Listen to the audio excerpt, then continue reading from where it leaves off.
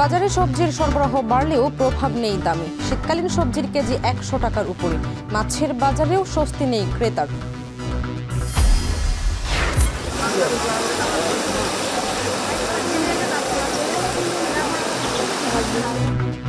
খুলনায় ঢাকি নদীর বাঁধ ভেঙে তলিয়েছে ৩,০০০ বিঘার আমন ধান।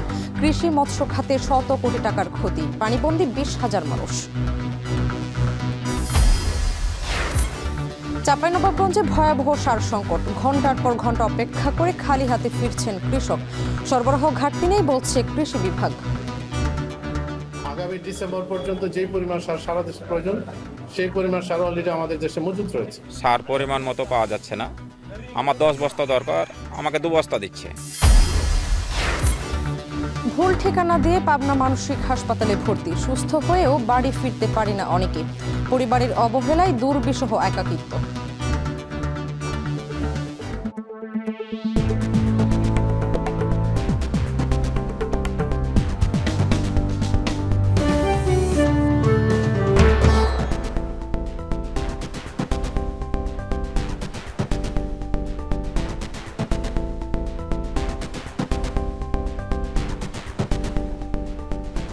স্বাগত এখন জনপদে। পুরো আয়োজন আপনাদের সঙ্গে আছি আমি শামীমা শাম্মী।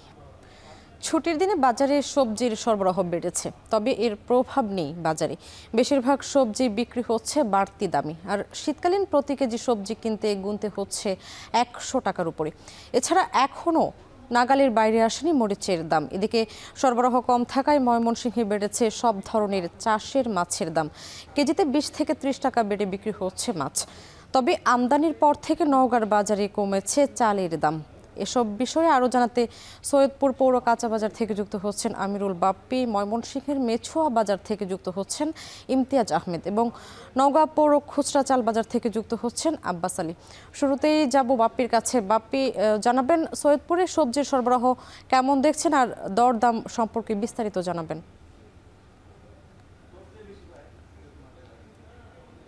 সামনে আজকে শুক্রবার ছুটির দিন। সাধারণত আমরা দেখে থাকি যে ছুটির দিনগুলোতে সরবরাহ বেশি থাকে অন্যান্য দিনের তুলনায়, কারণ যারা চাকুরিজীবী আছেন তারা সাধারণত এই শুক্রবার দিনই চেষ্টা করেন যে সারা সপ্তাহের বাজারটা কিনে নেওয়ার জন্য। তো সেই হিসেবে আজকেও সবজি বাজারে আমরা প্রচুর পরিমাণে সবজি দেখেছি, কিন্তু দাম এখনও হাতের নাগালে নয়। বেশিরভাগ সবজি বিক্রি হচ্ছে 50 টাকার বেশি দরে। আমি যদি বেগুনের কথা বলতে চাই, বেগুন যেটি সাদা গোল বেগুনটি সেটি বিক্রি হচ্ছে 80 টাকা কেজি দরে, যেটি লম্বা বেগুন সেটি বিক্রি হচ্ছে 70 টাকা কেজি দরে। এছাড়া টমেটো বিক্রি হচ্ছে 130 থেকে 150 টাকা কেজি দরে। পটলের দাম 2 দিন আগেও ছিল 40 টাকা কেজি, সেটি আজকে বাজারে বিক্রি হচ্ছে 60 টাকা কেজি দরে, 20 টাকা বেড়ে গেছে। এছাড়া যেসব আগাম শীতকালীন সবজি আছে সেগুলোর দামও প্রায় আকাশচুম্বী। বাঁধাকপি এবং ফুলকপি বিক্রি হচ্ছে 75 থেকে 80-85 টাকা কেজি দরে। সিম বিক্রি হচ্ছে শুরু থেকেই 130 থেকে 150 টাকা কেজি দরে। পেঁয়াজের দাম কয়েকদিন আগেও কমেছিল, 65 টাকায় বিক্রি হচ্ছিল, কিন্তু আজকের বাজারে বিক্রি হচ্ছে 75 টাকা কেজি দরে। এছাড়া লাউ বিক্রি হচ্ছে 40 থেকে 50 টাকা কেজি দরে, যেটি মুখী কচু সেটি বিক্রি হচ্ছে 50 থেকে 55 টাকা কেজি দরে। মোটামুটি বলা যায় যে সব ধরনের সবজির দামই বেশি। তো বিক্রেতারা যেটি বলছেন যে গত কয়েকদিনের টানা বৃষ্টিতে যে সবজির গাছ নষ্ট হয়ে গেছে, যার কারণে যে স্থানীয়ভাবে যে সবজিগুলো থাকার কথা সেগুলোর সরবরাহটা একটু কম, যার কারণে বাইরে থেকে অর্থাৎ সৈয়দপুরের আশেপাশের বিভিন্ন জায়গা থেকে সবজি নিয়ে আসার ফলে পাইকারি যে বাজার আছে সেই বাজারেই দামটা বেশি পড়ে যাচ্ছে, যার কারণে খুচরা বাজারে এর প্রভাব পড়েছে। আর সাধারণত ছুটির দিনে আমরা যেটি দেখতে পাই যে একটু অন্যান্য দিনের তুলনায় একটু দাম বেড়ে যায়। তো দোকানিরা বলছেন যে এখনও আগাম শীতকালীন যে সবজিটা সেটি একেবারেই অল্প থাকার কারণে দামটা বেশি। যত দিন যাবে তত এই শীতকালীন সবজিগুলোর যত প্রাচুর্যতা বাড়বে, অর্থাৎ যত বেশি শীতকালীন সবজি বাজারে আসবে তত বেশি দাম, তখন দাম কমে যাবে। তো সব মিলিয়ে আরও হয়তো কিছুদিন অপেক্ষা করতে হবে কম দামে সবজি খাওয়ার জন্য। সামনে এই ছিল আমার কাছে সৈয়দপুর পৌর কাঁচা বাজার থেকে সবশেষ অবস্থা। এবার মাছের বাজারের খবরাখবর জানাতে ময়মনসিংহ থেকে যুক্ত হচ্ছেন ইমতিয়াজ আহমেদ। ইমতিয়াজ, ছুটির দিনে বাজারে ক্রেতা সমাগম কেমন দেখছেন জানাবেন, আর মাছের দরদাম কেমন? সামনে আপনি জানেন যে এবার কিন্তু চলছে বর্তমানে মা ইলিশের প্রজনন মৌসুম চলছে, যার কারণে কিন্তু 4 অক্টোবর থেকে 22 অক্টোবর পর্যন্ত সাগরে সব ধরনের মাছ ধরা, ইলিশ মাছ ধরা নিষেধ। এবং সেই সাথে কিন্তু বাজারে কিন্তু মানুষের উৎস বাজারে আজকে কোনো ইলিশের দেখা পাওয়া যায়নি। মূলত ইলিশের বিপণনের ক্ষেত্রে নিষেধাজ্ঞা থাকার কারণেই যারা ইলিশ বিক্রেতা ছিলেন তারা কিন্তু আসলে আর ইলিশ বিক্রি করছেন না, যার ফলে যারা আসলে ইলিশ প্রেমী শুক্রবার ছুটির দিনে যারা ইলিশ কিনতে এসেছেন তারা কিছুটা বলতে গেলে তারা অন্য মাছের দিকে ঝুঁকছেন। বিশেষ করে চাষের মাছ মানুষকে আজকে ছুটির দিন যে পরিমাণ ক্রেতা রয়েছে সেই তুলনায় চাষের মাছের সরবরাহ কম। সব ধরনের মাছের দাম কিন্তু অত্যন্ত চড়ে, 30 থেকে 40 টাকা পর্যন্ত চড়ে। এই যে রুই কাতলাগুলো দেখছি 500 থেকে 550 টাকা কেজি বিক্রি হচ্ছে। 1 কেজির উপরে 1.5 কেজির উপরে যে বড় সাইজের রুই মাছগুলো সেগুলো 500 থেকে 550 টাকা। বড় কাতলা মাছগুলো বিক্রি হচ্ছে 500 টাকা 550 টাকা করে। বড় বোয়াল মাছগুলো যেগুলো দেখেছিলাম সেগুলো বিক্রি হচ্ছে 600 টাকা কেজি। এবং আমরা দেখতেই পাচ্ছি যে কি পরিমাণ ক্রেতা আজকে ময়মনসিংহ মৎস্য বাজারে। ময়মনসিংহ শহরের সবচেয়ে বড় যে মাছের বাজার সেটিতে আমরা রয়েছি এবং আমরা দেখতে পাচ্ছি যে 1 কেজি বা 1 কেজির একটু কম হলেও যে রুই মাছ, কাতলা মাছ, কারফিউ মাছ, ব্রিগেড যে মাছগুলো রয়েছে সেই মাছগুলো মূলত বিক্রি হচ্ছে 320 থেকে শুরু করে 350, 450, 480, 500 টাকা। আকার প্রকার মানভেদে বিভিন্ন মাছের কিন্তু দাম। সেই সাথে গলদা চিংড়ির দামটা কিন্তু বেশ বেড়েছে, সপ্তাহের ব্যবধানে আরও 30 থেকে 40 টাকা বেড়ে 800 টাকা কেজি বিক্রি হচ্ছে। আমরা আরও সামনের দিকে এগোতে চাই, যে আমরা দেখতে পাচ্ছি যে যতই আসলে সামনের দিকে যাওয়ার চেষ্টা করছি আসলে প্রচুর ক্রেতা সমাগম। প্রত্যেকটি মাছের দোকানের সামনে ক্রেতারা রয়েছেন এবং প্রত্যেকটি ক্রেতা বলছেন, এবং একজনে একটি বোয়াল মাছ কিনেছেন তিনি দেখাচ্ছিলেন আসলে খুব চড়া দামে মাছ কিনতে হচ্ছে। সাধারণ মধ্যবিত্ত যারা বলছেন যে আসলে এইরকম মাছের দাম থাকলে আসলে মূলত একেবারে তাদের নাগালে বাইরে চলে যাচ্ছে। এবং বিক্রেতারা যেটা বলছেন আসলে এই দাম বাড়ার কারণটা হিসেবে বলছেন যে যারা গেরস্থ, বিশেষ করে যারা বিভিন্ন মাছের ঘের রয়েছে যারা বিক্রি করছেন তারা বিক্রিটা আসলে একটু কমিয়ে দিচ্ছে। তাদের উৎপাদন খরচ করছে বেশি, খাদ্যের দাম বেশি বৃদ্ধি পাওয়ার কারণে কিন্তু আসলে তারা আগের মতো আসলে সেই মাছ বিক্রি করতে পারছে না। সুতরাং সেই মাছ কিনতে গিয়েও কিন্তু সরবরাহ ঠিক সে স্বাভাবিক করতে পারছেন না বিক্রেতারা, তাদেরকে বেশি দামে কিনতে হচ্ছে এবং সেই জন্য কিন্তু বেশি দামে বিক্রি হচ্ছে। আমরা যে ধরনের ছোট ছোট যে বাগদা চিংড়ি এবং গলদা চিংড়ি দেখছি সবগুলো দুটো চিংড়ি কিন্তু আসলে 800 টাকা 850 টাকা করে বিক্রি হচ্ছে। সব মিলিয়ে ময়মনসিংহের আজকে ছুটির দিন মৎস্য বাজারে যারাই আসলে মাছ কিনতে আসছেন তারা বেশ একটা বিপাকে করছেন এবং চড়া দামে তাদেরকে আসলে মাছ কিনতে হচ্ছে। সকল চাষের মাছ কিন্তু গত সপ্তাহে ব্যবধান 30 থেকে 40 টাকা পর্যন্ত কিন্তু বৃদ্ধি পেয়েছে। এবং সেই সাথে যেটা আগেও বলছিলাম যে যেহেতু ইলিশ বিপণনে নিষেধাজ্ঞা রয়েছে সুতরাং সব ধরনের ইলিশ মাছ বিক্রি কিন্তু বন্ধ রয়েছে। সুতরাং আজকে কেউ আর আসলে ইলিশ কিনে বাড়ি ফিরতে পারার সুযোগ থাকছে। সব মিলিয়ে ময়মনসিংহ থেকে এই ছিল মাছের দরদাম সব শেষ খবর আমার কাছে। সামনে মাছ সবজি বাজারের খবরাখবর জানার পর এবার আমরা চালের বাজারের খবরাখবর জানবো নোয়াগাঁ থেকে। সেখানে আছেন সহকর্মী আব্বাস আলী। আব্বাস, আমদানির পর বাজারে কোন চাল কত দামে বিক্রি হচ্ছে বিস্তারিত জানাবেন।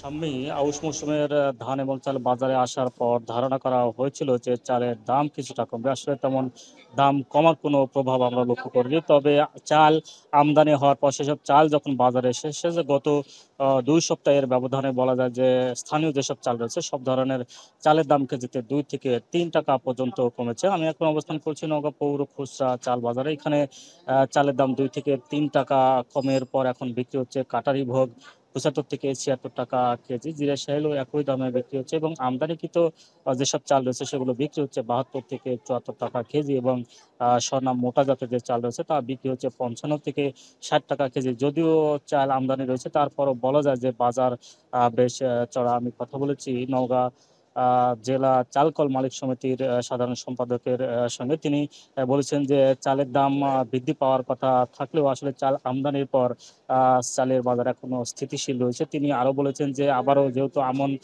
আউশ মৌসুমের ধানের দাম বাড়ছে, অর্থাৎ যেসব নতুন ধান বাজারে এসে সেগুলো এখন বিক্রি হচ্ছে প্রায় 1400 টাকা পর্যন্ত। যদিও ধানের দাম বেড়েছে তারপর আসলে চাল আমদানির কারণে চালের দাম আর বাড়ার কোনো সম্ভাবনা নয়। যদি আরো বেশি পরিমাণ চাল আমদানি করা হয় তাহলে আসলে চালের বাজার কমে আসবে এবং কৃষকরাও ক্ষতিগ্রস্ত হবে। এই কারণটা হচ্ছে চালের আমদানির পরিমাণ বাড়লে কৃষকরা আসলে ধান বেশি দামে বিক্রি করতে পারবে না, অর্থাৎ তাদের ধান উৎপাদনের যে খরচ হচ্ছে সেই খরচ ওঠানো কষ্টসাধ্য হয়ে পড়বে। যার কারণে চাল কল মালিক সমিতির নেতৃবৃন্দ জানিয়েছেন যে পরিমাণ মতো চাল আমদানি করা তাহলে আসলে বাজারটা ঠিক থাকবে এবং যারা কৃষক রয়েছেন তারা আসলে ধানের দাম বা ন্যায্য দাম পাবেন। তবে যেহেতু এখন পর্যন্ত চালের বাজার বলা যায় যেহেতু 75-76 টাকা কেজি পর্যন্ত চাল বিক্রি হচ্ছে, যার কারণে ঊর্ধ্বগতি বলা যায়। আর ঊর্ধ্বগতির কারণে যারা নিম্ন এবং মধ্যবিত্ত আয়ের মানুষ রয়েছেন তারা অনেকটাই সমস্যার মধ্যে পড়েছেন বলে আমরা জেনেছি। যেহেতু বাজারে নিত্য প্রয়োজনীয় যেসব দ্রব্যাদি রয়েছে সবগুলোর দাম ঊর্ধ্বগতি, আবার চালের দাম ঊর্ধ্বগতি, যার কারণে একটু সমস্যা হচ্ছে বলে জানাচ্ছেন নিম্ন মধ্যবিত্ত আয়ের মানুষ। তো এই ছিল আমার কাছে চালের দরদাম নিয়ে সবশেষ। সবজি, মাছ ও চালের বাজারের খবরাখবর জানাচ্ছিলেন সহকর্মীরা। আজ বিশ্ব ডিম দিবস। এই দিবস ঘিরে দেশের বিভিন্ন জায়গায় চলছে ইতিবাচক ক্যাম্পেইন। দিনটি উপলক্ষে টাঙ্গাইলে ৩ শতাধিক শিক্ষার্থীদের মাঝে বিনামূল্যে বিতরণ করা হচ্ছে ডিম। এ নিয়ে আরও জানাতে টাঙ্গাইল সদর উপজেলা প্রাণী সম্পদ ও ভেটেরিনারি হাসপাতাল থেকে যুক্ত হচ্ছেন কাউসার আহমেদ। কাউসার, আমরা জানি বাজারে বেশ বাড়তি দামে বিক্রি হচ্ছে ডিম, এই সময়ে বিনামূল্যে ডিম বিতরণ করা হচ্ছে, কি বলছেন শিক্ষার্থীরা?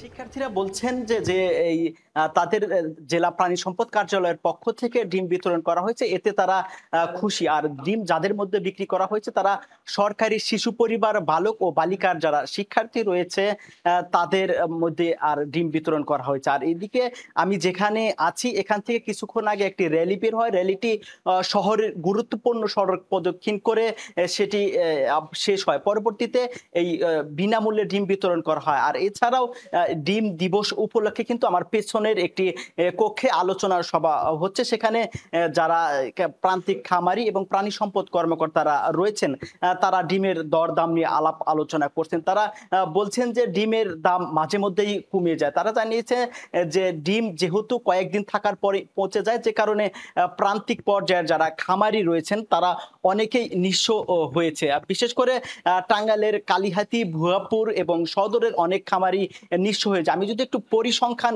জানিয়ে রাখি, সেটি হচ্ছে এক যুগ আগে টাঙ্গাইলে প্রতিদিন প্রায় 3 কোটি পিস ডিম উৎপাদন হতো। এখন সেখানে প্রায় 35 থেকে 40 লাখ পিস ডিম উৎপাদন হয়। এখানে প্রান্তিক খামারি কয়েকজন আমাকে জানিয়েছেন যে এই যে ডিম উৎপাদন কমে গিয়েছে এর অন্যতম কারণ হচ্ছে যে অনেক খামারি আছে যে ঋণ করে এই ডিমের ব্যবসা শুরু করেছিলেন বা খামার দিয়েছিলেন, সেখানে অনেকেই যে নিঃস্ব হয়েছে। আর আরেকটি বিষয় তারা জানিয়েছেন যে সরকারের পক্ষ থেকে যদি তাদের স্বল্প মূল্যে ঋণ দিত তাহলে অনেক খামারি দেউলিয়া হতো না, অনেক খামারি টিকে থাকতো। তারা বলছেন যে যে হারে ডিমের দাম বাড়ছে সেই হারে কিন্তু তাদের লাভ হচ্ছে না। তারা বলছেন যে ডিমের দাম যদি 50 পয়সা থেকে 1 টাকা পর্যন্ত বৃদ্ধি পায় তখন খাদ্যের দাম এবং উৎপাদন খরচ, বিশেষ করে মেডিসিন এবং খাদ্যের দাম বেড়ে যাওয়ার কিন্তু তাদের লাভ হচ্ছে না।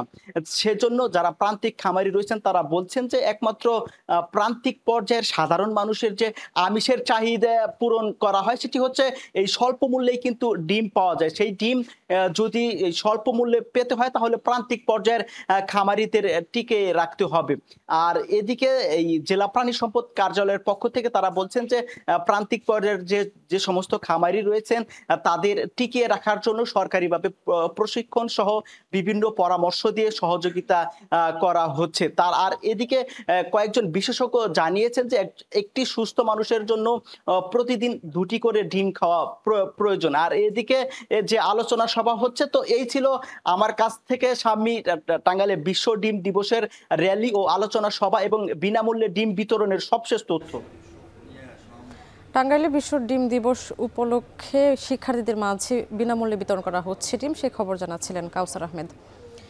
এদিকে ফরিদপুরে আবারও বাড়তে শুরু করেছে পেঁয়াজের বাজার দর। গত 10 দিনের ব্যবধানে পেঁয়াজের দাম মন প্রতি বেড়েছে 300 থেকে 400 টাকা পর্যন্ত, যাতে লাভের মুখ দেখতে শুরু করেছেন চাষিরা। মফিজুর রহমান শিপনের পাঠানো তথ্য, ছবিতে প্রতিবেদন। পেঁয়াজ উৎপাদনের দ্বিতীয় বৃহত্তর জেলা ফরিদপুর। চলতি মৌসুমে এই জেলায় পেঁয়াজের আবাদ হয় 38,000 হেক্টর জমিতে, যেখান থেকে উৎপাদন হয় 6,77,000 টন। চাষিরা বলছেন প্রতি মন পেঁয়াজ উৎপাদনে তাদের খরচ গুনতে হয় 1600 থেকে 1800 টাকা পর্যন্ত। তবে মৌসুমের শুরুতে চাষি পর্যায়ে 1000 থেকে 1500 টাকায় বিক্রি হয় প্রতি মন পেঁয়াজ, যাতে লোকসান গুনতে হয় চাষিদের। তবে গেল 10 দিন ধরে বাড়তে শুরু করেছে দাম। বর্তমানে বাজারে প্রতিমণ পেঁয়াজ বিক্রি হচ্ছে 2200 থেকে 2600 টাকা দরে, আর খুচরা পর্যায়ে বিক্রি হচ্ছে 70 থেকে 75 টাকা কেজিতে, যাতে লোকসান কাটিয়ে উঠতে শুরু করেছেন চাষিরা। বাজারে সরবরাহ কম থাকায় দাম বাড়তির মূল কারণ বলছেন ব্যবসায়ীরা।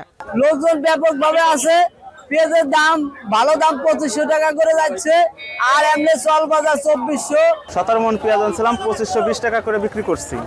জি আলহামদুলিল্লাহ, যে দাম পাইছি আমি এই বাজারে সন্তুষ্ট আছি।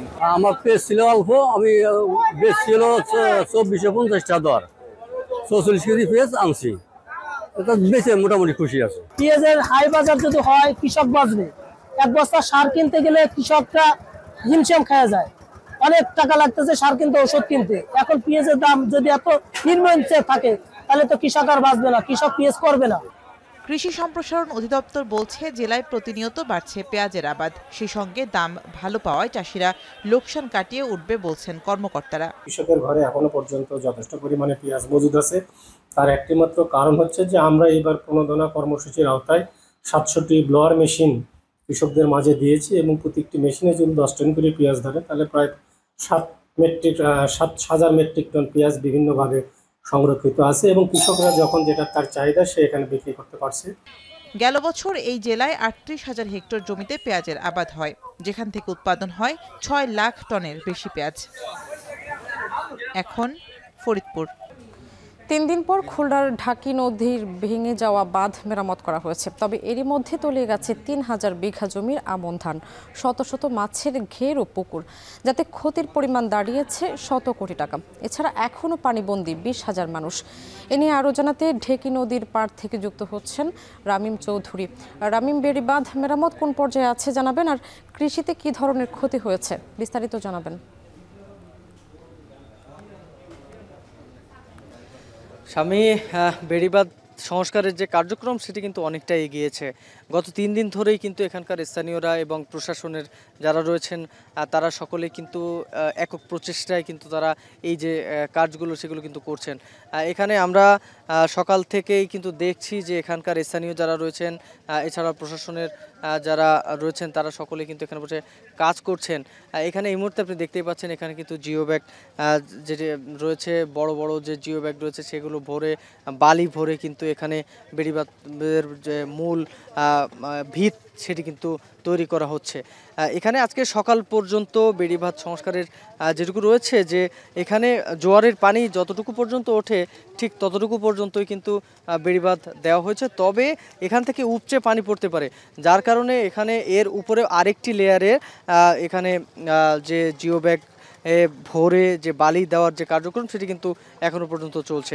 এখানকার স্থানীয়রা যেটি বলছেন যে মূলত এখন পর্যন্ত যে কাজ হয়েছে তাতে আর পানি গ্রামের মধ্যে প্রবেশ করার সম্ভাবনা নেই, তবে যদি এটি যদি শক্তপোক্তভাবে না করা হয় তাহলে কিন্তু আবারও পানি প্রবেশ করতে পারে। এখানে আপনি দেখছেন যে জিও ব্যাগ ভরে কিন্তু বালি দেওয়া হচ্ছে, এবং এখানে ঠিক পাশেই রয়েছে শত শত মানুষ। সেখানে কিন্তু আমরা দেখতে পাচ্ছি তারা ছোট ছোট বস্তায় করে বালি এনে এই জিও ব্যাগের আশপাশে যে ফাঁকা জায়গাগুলো রয়েছে সেখানে কিন্তু ভরাট করে দিচ্ছে। এখানে আপনি ফসলি জমি বা মাছের ঘেরের ক্ষতির কথা বললেন, আসলে কিন্তু সত্যি এখানে গত 2 দিন হলো এখানে পানি প্রবেশ করেছে। গত মঙ্গলবার রাত 11টার পরে এই বেড়িবাঁধে ভাঙন দেখা দিয়েছে, এবং প্রায় 200 মিটার যে বাঁধ সেটি কিন্তু ভেঙে লোকালয়ে পানি প্রবেশ করেছে, এবং প্রায় এখানে কিন্তু 6 থেকে 7টি গ্রাম রয়েছে, সেই গ্রামের মধ্যে কিন্তু পানি প্রবেশ করেছে। এখানে কিন্তু কৃষি এখানকার মানুষের প্রধান জীবিকা, যার ফলে কিন্তু এখানে মৎস্য ঘের এর পাশাপাশি এখানে যে ফসলি জমি সেটির পরিমাণ কিন্তু অনেকটাই বেশি। এখানে আমরা যতদূর জানতে পেরেছি যে এখানকার প্রায় 3,500 বিঘা ধানের ক্ষেত সেটি কিন্তু পানিতে প্লাবিত হয়েছে। এর পাশাপাশি এখানকার যে শত শত বিঘা যে মাছের ঘের সেটিও কিন্তু ক্ষতিগ্রস্ত হয়েছে। কিছুক্ষণ আগে আমরা কথা বলছিলাম এখানকার মৎস্য ঘের মালিকদের সাথে, তারা যেটি বলছেন যে মূলত মাছের ঘেরগুলো কিন্তু একেবারে একাকার হয়ে গেছে পানিতে, এবং যার ফলে কিন্তু মাছের যে ক্ষয়ক্ষতি প্রত্যেকটি ঘেরে কিন্তু ক্ষয়ক্ষতির পরিমাণ অনেকটাই বেশি রয়েছে বলে তারা জানিয়েছেন। এর পাশাপাশি আমনের সময় কিন্তু এখন, এবং এই আমনের সময়টাতে কিন্তু যে ক্ষতির পরিমাণ সেটি কিন্তু অনেকটাই বেশি, যার ফলে এখানকার কৃষকরা যেটি বলছেন যে মূলত ধানের যে ক্ষেতগুলো রয়েছে ক্ষেতগুলো থেকে যদি দ্রুত পানি সরে না যায় সেক্ষেত্রে কিন্তু সমস্যা। এখন কিন্তু পানি ঢুকবে না, তবে যে পানি ঢুকেছে সেই পানি কিন্তু বেরোতে পারছে না, যার কারণে কিন্তু সমস্যায় পড়তে হতে পারে বলে জানিয়েছেন। তবে খুব দ্রুতই সব সমস্যার সমাধান হবে বলে আশাবাদ ব্যক্ত করছেন স্থানীয়রা। তো এই ছিল আমার কাছে সবশেষ খবর। শাম্মী। খুলনা থেকে বেড়িবাঁধ মেরামতের বিষয়ে বিস্তারিত জানাচ্ছিলেন রামিম চৌধুরী। চাঁপাইনবাবগঞ্জে তৈরি হয়েছে ভয়াবহ সার সংকট। ঘন্টার পর ঘন্টা লাইনে অপেক্ষা করেও খালি হাতে ফিরতে বাধ্য হচ্ছেন অনেক কৃষক। কিছু ডিলারের কাছে সার পাওয়া গেলেও গুনতে হচ্ছে অতিরিক্ত টাকা। এতে বিপাকে পড়েছেন চাষিরা। চাঁপাইনবাবগঞ্জ থেকে সোহান মাহমুদের পাঠানো তথ্য, ছবিতে বিস্তারিত। চাঁপাইনবাবগঞ্জের সদর উপজেলার চকলামপুর গ্রামের আম চাষি জামাল উদ্দিন সম্প্রতি বাগানের আম বিক্রি শেষ করেছেন। এখন গাছের পরিচর্যার জন্য প্রয়োজন পর্যাপ্ত সার, কিন্তু চাহিদা অনুযায়ী পাচ্ছেন না সার। জামাল উদ্দিন জানান, গেল 10 দিন বিভিন্ন ডিলারের দোকান ঘুরেও সার পাননি, তাই অতিরিক্ত দাম দিয়ে সার কিনে তা আম বাগানে প্রয়োগ করছেন তিনি। এমনকি ডিলারের কাছে সার কিনতে গেলে বেঁধে দেয়া হচ্ছে নানা শর্ত। ডিলারের কাছে যাচ্ছি, ওনারা আবার আমার উড়িয়ার দরকার নাই, উড়িয়া ছাড়া 1 টাকার বস্তা দিবে, তো উড়িয়া ছাড়া দিবে না। ডিলারের কাছেই কিনেছি, কিন্তু ওই যে দাম বেশি নিয়েছে, সরকারি রেট থেকে পটাশে নিয়েছে 77 টাকা বেশি। ইউরিয়া, পটাশ, ডিএপি সার পাওয়ার আশায় ভোররাতেই ডিলারের দোকানে ছুটে আসেন কৃষকরা। দীর্ঘ লাইনে দাঁড়ানোর জায়গা আগেই চিহ্নিত করতে কেউ রেখে যান ইট, কেউ বাঁশ কিংবা অন্য সরঞ্জাম। অনেক সময় অতিরিক্ত অর্থ দিয়েও মেলে না সার। এতে হতাশায় দিন কাটছে কৃষকদের। সার সংকট, সার পরিমাণ মতো পাওয়া যাচ্ছে না। আমার 10 বস্তা দরকার, আমাকে 2 বস্তা দিচ্ছে। বিএডিসি সার গালা পাওয়া যায় না সময়তে, কইছে নাই সার, ফের যখন দাম বেশি পাইছে তখন ফের ঠিকই বাইর করে দিচ্ছে সার। ডিএপি যেটা চায়না সার, এটা বস্তা প্রতি 200-300 টাকা বেশি নিচ্ছে। তারা বর্তমানে বিক্রি করতেছে যে 1800 টাকা বস্তা। সার নাই বলে তারপরে আপনার করে, পরে যখন দাম বেশি দেয় তখন অল্প অল্প সার দেয় বের করে। বিষয়টি অস্বীকার করে অতিরিক্ত দামে সার বিক্রির অভিযোগ পেলে ব্যবস্থা নেওয়ার কথা জানায় কৃষি বিভাগ। অন্যদিকে আগামী ডিসেম্বর পর্যন্ত সার সংকটের কোনো আশঙ্কা নেই বলে দাবি কৃষি সচিবের। যদি কোনো জায়গায় সার সরবরাহের সমস্যা হয় অথবা কোথাও কোনো ডিলার সরকার নির্ধারিত মূল্যের বেশি মূল্য নিতে চায়, তাহলে আমরা সাথে সাথে তাদের বিরুদ্ধে আইনি ব্যবস্থা নিচ্ছি এবং সামনে যা আমরা মনিটরিং কার্যক্রম আরও জোরদার করব। আগামী ডিসেম্বর পর্যন্ত যেই পরিমাণ সার সারা দেশে প্রয়োজন সেই পরিমাণ সার অলরেডি আমাদের দেশে মজুত রয়েছে। যে একটা বিষয়ে আপনার বিচ্ছিন্নভাবে যে কথাগুলো আসে যে সারের পাওয়া যাচ্ছে না, সেটা আসলে কিন্তু একটা কৃত্রিম সংকট অথবা ইন্টারনাল ট্রান্সপোর্টেশন কখনো ম্যানেজমেন্টের জন্য সমস্যা হয়। কিন্তু এবার কিন্তু কোনো সারের মোটেও কোনো সংকট নেই। গত বছরে এত প্রতিকূলতার মধ্যেও কিন্তু আমরা সারের সংকট মোকাবেলা করেছি। জেলায় 37,504 হেক্টর জমিতে আম বাগান রয়েছে। সার না পেলে এসব জমিতে আম উৎপাদন ব্যাহত হওয়ার আশঙ্কা কৃষকের। তাই দ্রুত সার সংকট পরিস্থিতি স্বাভাবিক হবে এমনটাই প্রত্যাশা স্থানীয়দের। এখন চাঁপাইনবাবগঞ্জ। চিকিৎসা শেষে সুস্থ হয়েও বছরের পর বছর পাবনা মানসিক হাসপাতালে পড়ে আছেন 7 জন। ভুল ঠিকানা দিয়ে ভর্তি করার পর খোঁজ রাখেনি তাদের পরিবার। কোথাও যাবার জায়গা না থাকায় হাসপাতালে দিন কাটছে তাদের। মাসুদ রানার প্রতিবেদন। সাইদ হোসেন মানসিক চিকিৎসার জন্য 1996 সালে ভর্তি হন পাবনা মানসিক হাসপাতালে। সে সময় তার বয়স ছিল 36 বছর। 6 মাস চিকিৎসার পর পুরোপুরি সুস্থ হলেও দীর্ঘ 29 বছরেও তার খোঁজ নিতে আসেনি কেউ।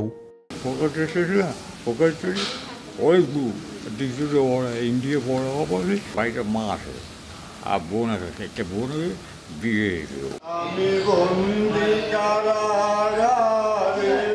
সাইদের মতো আরও 6 জনের একই দশা। সুস্থ হওয়ার পরেও তাদের নিতে চান না পরিবার। এতে ফের হতাশায় ভেঙে পড়ছে তারা। হাসপাতালের নার্স ও চিকিৎসকদের সেবায় দিন কাটছে তাদের। যদি প্রতি মাসে তারা বা 2 মাস 3 মাস পর পর যদি এসে ফলো আপ করে ডাক্তারদের সঙ্গে, তাহলে কিন্তু সেই রোগীগুলি অনেকটাই ভালো থাকে। ওয়ার্ড বয় থাকে বা ব্রাদার যদি ওয়ার্ডে না থাকে অন্য ওয়ার্ড থেকে ডেকে নিয়ে আসা হয়। আনসারদের অনেক সময় সাহায্য নেওয়া লাগে যখন উত্তেজিত হয়, যে আমরা কন্ট্রোল করতে পারি না। হাসপাতাল কর্তৃপক্ষ জানান, ভুল ঠিকানা দেওয়ায় বাড়ি ফিরতে পারছেন না সুস্থ 7 রোগী। আর জনবল সংকটের কারণে চিকিৎসাধীন মানসিক রোগীদের সেবায়ও ব্যাঘাত ঘটছে। এনআইডি নিতাম না বা এনআইডি নেওয়ার প্রচলন ছিল না, তখন অনেকেই ভুয়া ঠিকানা দিয়ে ভুয়া দিয়ে ভর্তি হতো এখানে। পরবর্তীতে সুস্থ হওয়ার পরেও আমরা যখন তাদের ঠিকানায় চিঠি পাঠাতাম কিংবা রুগীকেও আমরা অনেক সময় সমাজ সেবার মাধ্যমে সেই বাড়িতে পাঠানোর পরেও তারা গ্রহণ করেনি, আমাদেরকে ফেরত নিতে আসতে হয়েছে। মনস্তাত্ত্বিক বিশেষজ্ঞরা মনে করছেন কুসংস্কার সহ পরিবারের অবহেলা আর যথাযথ চিকিৎসার অভাবে মানসিক অসুস্থতা থেকে স্বাভাবিক জীবনে ফিরতে পারছেন না অনেকে। 100 জন মানসিক রোগীর মধ্যে মাত্র 8 জন আসে চিকিৎসকের কাছে, আর 92 জন রোগী কিন্তু ডাক্তারের কাছে আসে না। তারা বিভিন্ন অপচিকিৎসার শিকার হয়, এটা সবচেয়ে বড় বাধা। আমাদের এখানে কিছু দুঃখজনক ঘটনাও ঘটে যে অনেক দীর্ঘদিনের রোগী, তারা পরিবার কিন্তু তাদেরকে নিতে চায় না। তা আমরা চাই যে আসলে এরকম যেন না হয়। মানসিক রোগীরাও মানুষ, তাদেরও আত্মমর্যাদা বোধ আছে, তাদেরও স্বাধীনভাবে বেঁচে থাকার অধিকার আছে। 1997 সালে প্রতিষ্ঠিত পাবনা মানসিক হাসপাতালে বর্তমানে চিকিৎসাধীন রয়েছে 450 রোগী। মাসুদ রানা, এখন, পাবনা। শেরপুর জেলা সদর হাসপাতালে দেখা দিয়েছে ওষুধ ও চিকিৎসা সরঞ্জাম সংকট। ফলে বাইরে থেকে বেশি দামে কিনতে হচ্ছে অ্যান্টিবায়োটিক সহ অন্যান্য জিনিসপত্র। এতে ভোগান্তি বেড়েছে চিকিৎসা নিতে আসা রোগী ও স্বজনদের। এ নিয়ে আরও জানাতে শেরপুর জেলা সদর হাসপাতাল থেকে যুক্ত হচ্ছেন জাহিদুল খান সৌরভ। সৌরভ, জানাবেন হাসপাতালে ওষুধ ও চিকিৎসা সরঞ্জাম সংকটের কারণ কি, আর সংকট নিরসনে কর্তৃপক্ষ কোনো ব্যবস্থা নিয়েছে কিনা?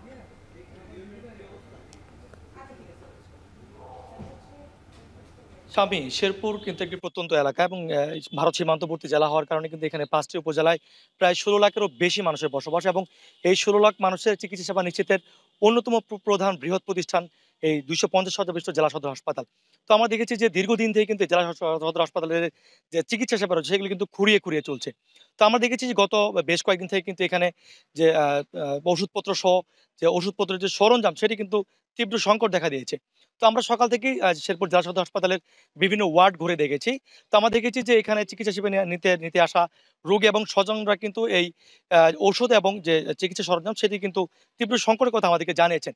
তো আমরা দেখেছিলাম যে 4 তলা থেকে শুরু করে 5 তলা পর্যন্ত যারা শিশু এবং গাইনি ওয়ার্ডে যারা ভর্তি রয়েছে এবং মেডিসিন ওয়ার্ডে ভর্তি রয়েছেন, তারা কিন্তু খুবই কষ্ট করে এই 4 তলা থেকে 5 তলা থেকে সিঁড়ি বেয়ে নিচে নেমে কিন্তু তারা বিভিন্ন বাইরের যে ফার্মেসি রয়েছে সেখান থেকে তারা অ্যান্টিবায়োটিক সহ অন্যান্য যে চিকিৎসা সরঞ্জাম সেগুলো কিন্তু তারা বেশি দামে কিনে তারা রোগীদের জন্য নিয়ে যাচ্ছেন। তো আমরা দেখেছি যে অ্যান্টিবায়োটিকের মধ্যে রয়েছে সেফ্রোক্সিম, সেফটিএক্সন, তারপর হচ্ছে রেনিটিডিন, অ্যান্টাসিড, তারপর হচ্ছে অ্যামব্রোক সহ অন্যান্য যে ওষুধপত্র সেগুলি একটা তীব্র সংকট, এবং পাশাপাশি স্যালাইন এবং যে ক্যানোলা সেট রয়েছে সেগুলো কিন্তু সংকট রয়েছে। তবে এই বিষয়ে আমরা বেশ কয়েকজন রোগীর স্বজনদের সাথে কথা বলেছি। রোগীর স্বজনরা আমাদেরকে জানিয়েছেন যে তারা বেশিরভাগই কিন্তু নিম্নআয়ের মানুষ এবং সাধারণ খেটে খাওয়া মানুষ।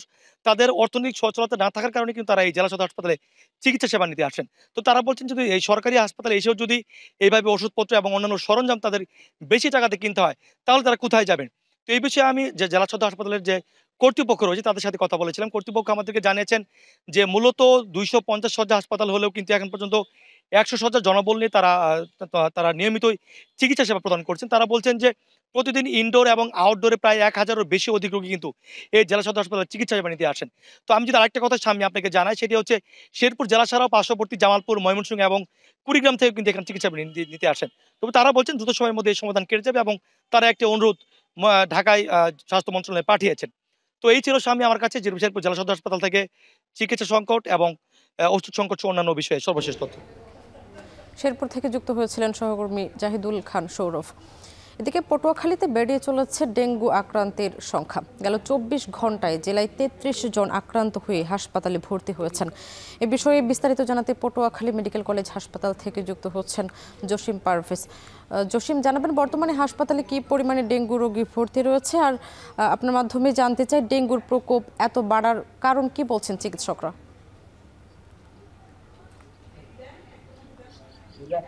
স্বামী, আপনি জানেন যে দক্ষিণ উপকূলীয় অঞ্চলে সবচেয়ে আধুনিক এবং চিকিৎসা নিশ্চিত করে আসছে পটুয়াখালীর এই 250 শয্যা বিশিষ্ট হসপিটাল।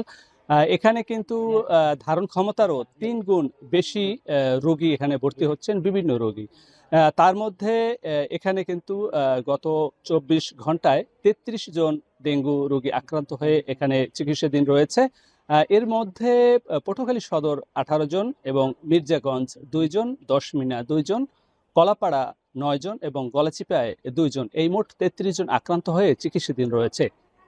তবে এবছরের শুরু থেকে এখন পর্যন্ত 2711 জন রোগী আক্রান্ত হয়েছেন। এর ভিতরে মৃত্যুবরণ করেছে একজন। ছাড়পত্র নিয়ে সুস্থ হয়ে বাড়ি ফিরেছেন 2617 জন। এখন বর্তমানে ভর্তি রয়েছেন 93 জন।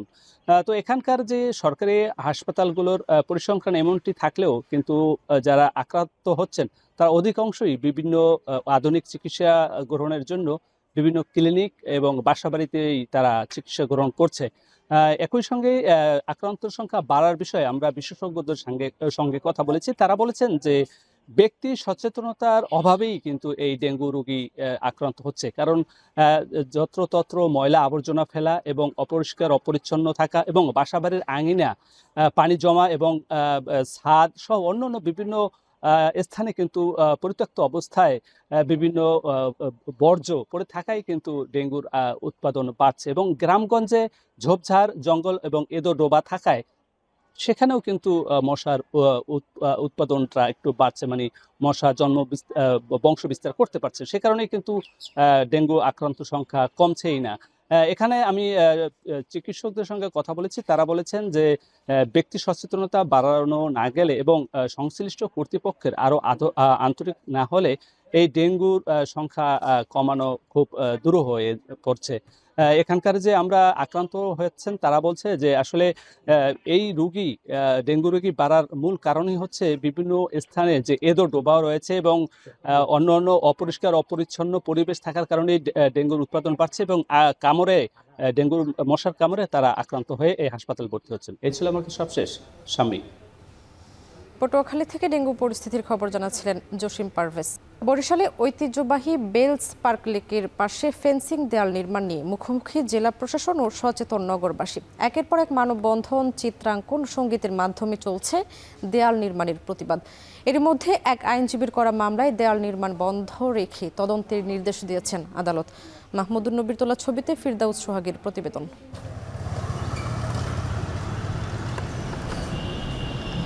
চারদিকে সবুজ, মাঝে বিশাল জলরাশি। এমন দৃশ্য বরিশালের বেলস পার্কে। প্রখর রোদ কিংবা বিকেল সন্ধ্যায় নগর জীবনে যোগায় স্বস্তি। প্রশান্তির পরশ পেতে অনেকেই ছুটে যান বেলস পার্কের লেকের ধারে। লেকের আশেপাশে শতবর্ষী গাছের সারি, সব মিলিয়ে চমৎকার নৈসর্গিক এক পরিবেশ। সম্প্রতি জেলা প্রশাসনের অনুরোধে দৃষ্টিনন্দন এই লেকের পাশে দেয়াল তৈরির কাজ শুরু করে সিটি কর্পোরেশন। এরই মধ্যে 70% কাজ শেষ হয়েছে। নগরবাসীর অভিযোগ, দেয়াল নির্মাণের ফলে প্রাকৃতিক সৌন্দর্য হারাবে লেকটি। জেলা প্রশাসকের এমন সিদ্ধান্তে উদ্বিগ্ন সাধারণ মানুষ। এখানে যে পদক্ষেপটা নেওয়া হয়েছে যে দেয়াল দিয়ে দেওয়াটা, এটা আসলে প্রকৃতিকে একটা কণ্ঠসী করে দেওয়ার একটা ব্যবস্থা, যেখানে প্রকৃতি অবরুদ্ধ থাকবে দেয়ালের মধ্যে। বরিশাল শহরে একটি মাত্র প্রাকৃতিক জলাশয় আছে, যা আমাদের বরিশালবাসীর একটু স্বস্তি হলেও এই জলাশয়ের পাশে আসে বসলে একটু স্বস্তি পাওয়া যায়। এত বড় কি সমস্যা হইলো যে এতদিন কোনো দেওয়াল তোলার দরকার হয়নি, হঠাৎ হিসেবে দেওয়াল তুলে দিচ্ছেন। আমরা বলছি দৃষ্টিনন্দন। একটা পাঁচিল তৈরি করে আমাদের সেই দৃষ্টিকে যদি বাধাগ্রস্ত করা হয়, তখন তো আমরা সেটাকে দৃষ্টিনন্দন বলতে পারবো না। বরিশাল নগরীর যে কোনো উন্নয়ন পরিকল্পনা সেটা নগরবাসীকে সম্পৃক্ত করে করা প্রয়োজন বলে আমরা মনে করি। এবং আজকে যে শিশুরা এখানে ছবি আঁকছে, আমরা মনে করি যে এইটাও একটা প্রতিবাদ। এই প্রতিবাদের মধ্য থেকে তারা জানাতে চায় যে তারা এই লেককে উন্মুক্ত দেখতে চায়। লেকের পশ্চিম পাশেই জেলা প্রশাসকের বাসভবন। অনেকেই বলছেন দর্শনার্থী ও ভ্রমণ পিপাসুদের ব্যাপক উপস্থিতির বিড়ম্বনার কারণেই দেয়াল নির্মাণের উদ্যোগ নেওয়া হয়। তবে আসার কথা হচ্ছে পরিবেশ উপদেষ্টার নির্দেশে এরই মধ্যে লেকটির পাশে দেয়ালের নির্মাণ কাজ বন্ধ করতে হয়েছে জেলা প্রশাসনকে। পরিবেশ উপদেষ্টা স্যারের আমাকে ফোন দিয়েছেন, স্যারের নির্দেশের মতো আমরা এটা বন্ধ রেখেছি। এখন যদি আপনারা যদি না চান, আপনাদের সকলে যদি এটা মনে করেন যে না এটা চাই না, তো এটা তো আমার কোনো আপত্তি নাই। এটা যে হতেই হবে এমন কোনো কথা না। উদ্দেশ্য কি? এটাকে দৃশ্যমান রাখা। দ্বিতীয় উদ্দেশ্য হলো এটা পরিবেশকে দূষণমুক্ত রাখা। 3 নম্বর উদ্দেশ্য হলো যে কোনো ধরনের দুর্ঘটনা রোধ করা। আর 4 নম্বর উদ্দেশ্য হলো ওখানে যে গাঁজা সেবনকারীদের আসর বসে সেটাকে রোধ করা। এই ধারণাটা বোধহয় নগরবাসী সবাই জানেন না।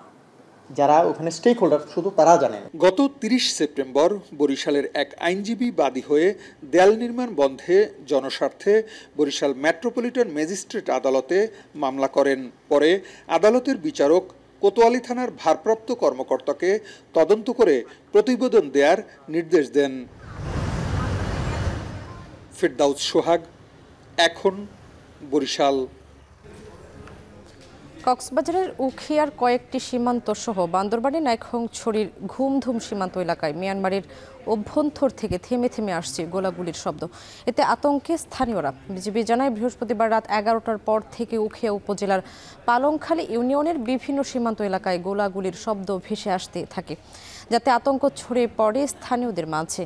এ সময় অনেকেই নিজ বাড়িতে নিরাপদে অবস্থান নেন। স্থানীয়রা বলছেন, গত 1 অক্টোবর থেকে মিয়ানমার অভ্যন্তরের সীমান্ত নিয়ন্ত্রণে নিতে আরাকান আর্মির সঙ্গে রোহিঙ্গাদের সশস্ত্র সংগঠন আরসা ও আরএসও এর মধ্যে সংঘর্ষ চলছে। এতে মিয়ানমার লাগোয়া বাংলাদেশের বিভিন্ন সীমান্ত এলাকা থেকে মাঝে মধ্যেই গোলাগুলি ও বিস্ফোরণের শব্দ ভেসে আসছে। এ অবস্থায় সীমান্তে সতর্কতা জোরদার করেছে বিজিবি।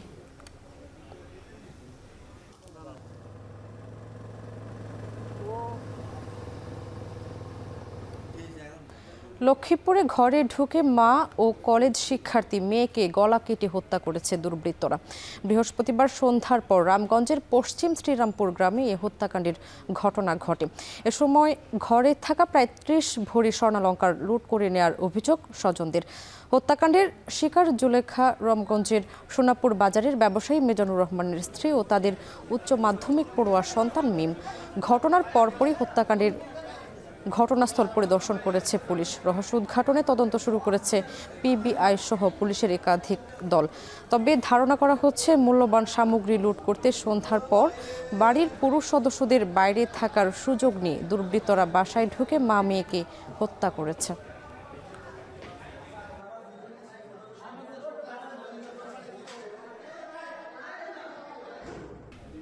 ময়মনসিংহের ত্রিশালে অনলাইন জুয়ার বলি হলো বাবা মা। জুয়া খেলার টাকা না পেয়ে বাবা মাকে হত্যার পর মাটি চাপা দেওয়ার অভিযোগে অনলাইন জুয়ায় আসক্ত ছেলে সাফায়েত হোসেন রাজুকে গ্রেপ্তার করেছে পুলিশ। বিকেলে বসতঘরের মেঝে খুঁড়ে মরদেহ উদ্ধার করে পুলিশ। এলাকায় নেমে এসেছে শোকের ছায়া। হারুনুর রশিদের প্রতিবেদন। বসতঘরের মেঝের এই বিশাল গর্তেই বাবা মাকে হত্যার পর মাটি চাপা দিয়ে রাখে ছেলে। জমি বিক্রি করে ছেলের জন্য যে নতুন পাকা ঘর তৈরি করে দিয়েছিলেন বাবা মা, সেই ঘরেই ছেলের বর্বর নির্মমতায় শেষ বিদায় বাবা মার।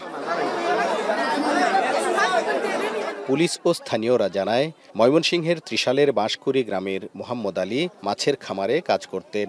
স্ত্রী বানোয়ারা বেগম ও সন্তান রাজুকে নিয়ে বসবাস করতেন একই ঘরে।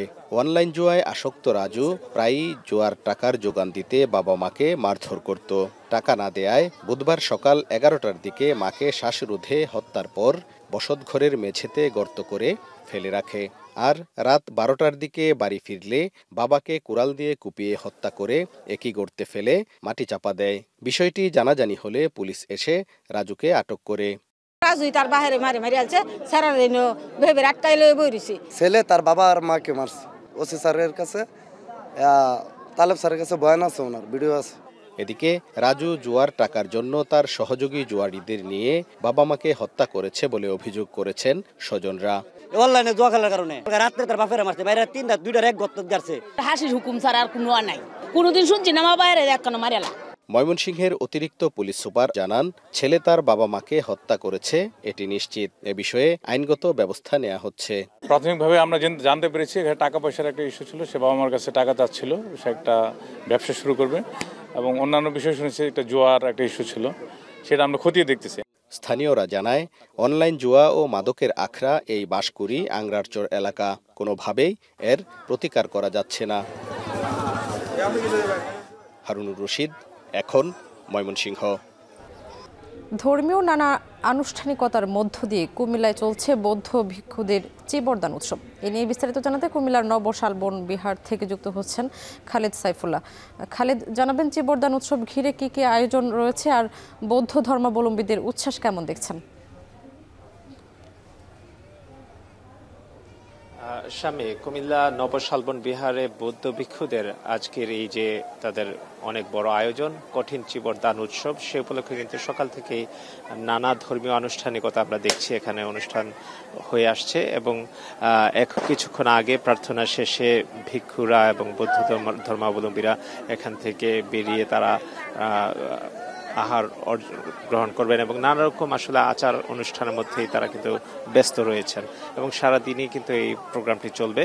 তো কঠিন চিবরদান হচ্ছে যে ত্রিচিবর তাদের যে বিশেষ বস্ত্র গেরুয়া পোশাক যেগুলো তারা পরে থাকেন ভিক্ষুরা, সেটি তাদেরকে কঠিন পরিস্থিতির মধ্যে দিয়ে নানা নিয়মের মধ্য দিয়ে সেগুলো তৈরি করা হয় এবং এই 3 মাস বর্ষাবাস হিসেবে যে 3 মাস তারা শুরু করেন দীক্ষা গ্রহণের জন্য, সেই সময়টিতে তারা তাদেরকে এই বৌদ্ধ ভিক্ষুদেরকে এটাই তুলে দেওয়া হয় এবং সেজন্যই আজকের এই বিশেষ অনুষ্ঠান বছরে একবারই কঠিন চিবর দান উৎসব তারা করে থাকেন এবং সেই উৎসবকে কেন্দ্র করে কুমিল্লার নবশালবন বিহারে অর্থাৎ বৌদ্ধ ভিক্ষুদের প্রাচীন নিদর্শনগুলোর পাশে কিন্তু তারা আজকের এই অনুষ্ঠানটি করছেন এবং এখানে বিভিন্ন স্থান থেকে ভিক্ষুরা বৌদ্ধ ধর্মাবলম্বীরা এখানে এসেছেন। কিছুক্ষণ পর ধর্ম উপদেষ্টা ডক্টর আফম ও খালিদ হোসেন তিনিও এখানে আসবেন এবং আরও অতিথিরা এখানে আসবেন এবং সেই জন্য কিন্তু এখানে প্রচুর মানুষের সমাগম হয়েছে এবং তাদের মধ্যে একটি উৎসবের আমেজ দেখতে পাচ্ছি। ধর্মীয় নানা আচার অনুষ্ঠানের মধ্য দিয়ে তারা আজকের এই কঠিন চিবর দান উৎসবে অংশগ্রহণ করেছেন এবং তারা তাদের ধর্মীয় রীতি অনুযায়ী সেই অনুষ্ঠানগুলোতে অংশগ্রহণ করেছেন এবং এখানে অনেক নানা বয়সের মানুষেরাই কিন্তু আমরা দেখছি যে এই উৎসবে অংশগ্রহণ করেছেন। তারা বলছেন যে ভিক্ষুদেরকে তারা যে বিশেষ পোশাকটি দেয়া হচ্ছে যেটির তুলোর বীজ থেকে সুতো সংগ্রহ এবং সেটিকে তৈরি করা হয় এবং গাছের রঙেই কিন্তু সেগুলো রঙিন করা হয়, অর্থাৎ প্রাকৃতিক নিয়মে এবং কঠিন একটি উপায়ে কিন্তু তাদের যে পোশাকটি তৈরি করা হয় এবং সেটি তাদেরকে আজকে তুলে দেওয়া হবে এবং তার জন্যই বছরে তারা এই অনুষ্ঠানটি করে থাকেন কঠিন চিবর দান উৎসব। এটি লালমাই পাহাড়ের পাশে নবশালবন বিহার যে বৌদ্ধদের যে প্রার্থনালয় সেখানেই কিন্তু এই অনুষ্ঠানটির আয়োজন করা হয়েছে এবং তার পাশেই কিন্তু কুমিল্লার প্রত্নতত্ত্ব শালবন বিহার, আমরা যেটি 7ম শতক থেকে আমরা এখানে কিন্তু ভিক্ষুদের প্রার্থনার আমরা নানা রকম আয়োজন আমরা দেখেছি এবং এখানে একটি প্রাচীন বিশ্ববিদ্যালয় বলা হতো, কারণ ভিক্ষুরাই কিন্তু এখানে সে সময় থেকে এখানে দীক্ষা গ্রহণ করতেন এবং তার কারণেই কিন্তু যুগ যুগ ধরে কিন্তু এই যে তাদের যে প্রচার আচার আচর্য সেগুলো কিন্তু এখানে চলে আসছে। তো আজ সারাদিন নানা অনুষ্ঠানের মধ্য দিয়ে তারা কঠিন চিবর দান উৎসব এই আনুষ্ঠানিকতা চালিয়ে যাবে। সামনে কুমিল্লা থেকে বৌদ্ধ ধর্মাবলম্বীদের চিবরদান অনুষ্ঠানের খবর জানাচ্ছিলেন খালিদ সাইফুল্লাহ। শরতের সকালে শীতের আমেজ তৈরি হয়েছে উত্তরের জেলা পঞ্চগড়ে। শুক্রবার সকাল পর্যন্ত ঘন কুয়াশায় ঢাকা ছিল চারদিক। কুয়াশার চাদরে শহর থেকে গ্রামে শীত যেন জানান দিচ্ছে তার আগমনী বার্তা। ভোরের দিকে ঘন কুয়াশা থাকায় হেডলাইট জ্বালিয়ে চলাচল করতে দেখা যায় যানবাহনগুলোকে। তবে কুয়াশা থাকলেও তাপমাত্রায় তেমন প্রভাব পড়েনি। এ মাসের শেষের দিকে শীত পুরো দমে চলে আসতে পারে বলে জানিয়েছে আবহাওয়া অফিস।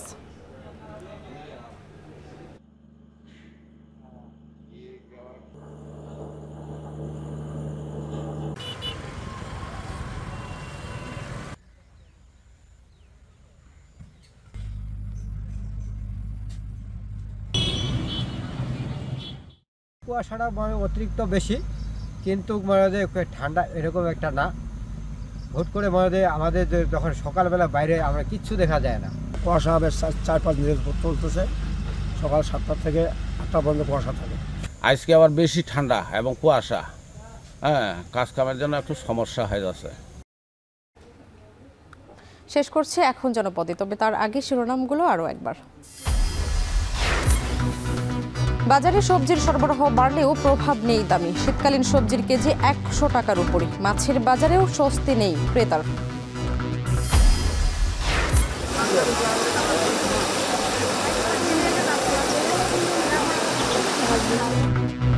খুলনায় ঢাকি নদীর বাঁধ ভেঙে তলিয়েছে 3000 বিঘার আমন ধান। কৃষি মৎস্য খাতে শত কোটি টাকার ক্ষতি। পানিবন্দী 20,000 মানুষ। চাঁপাইনবাবগঞ্জে ভয়াবহ সার সংকট। ঘণ্টার পর ঘণ্টা অপেক্ষা করে খালি হাতে ফিরছেন কৃষক। সরবরাহ ঘাটতি নেই বলছে কৃষি বিভাগ। আগামী ডিসেম্বর পর্যন্ত যেই পরিমাণ সার সারা দেশে প্রয়োজন সেই পরিমাণ সার অলরেডি আমাদের দেশে মজুত রয়েছে। সার পরিমাণ মতো পাওয়া যাচ্ছে না। আমার 10 বস্তা দরকার, আমাকে 2 বস্তা দিচ্ছে। এবং ভুল ঠিকানা দিয়ে পাবনা মানসিক হাসপাতালে ভর্তি, সুস্থ হয়েও বাড়ি ফিরতে পারে না অনেকে। পরিবারের অবহেলায় দুর্বিষহ একাকিত্ব।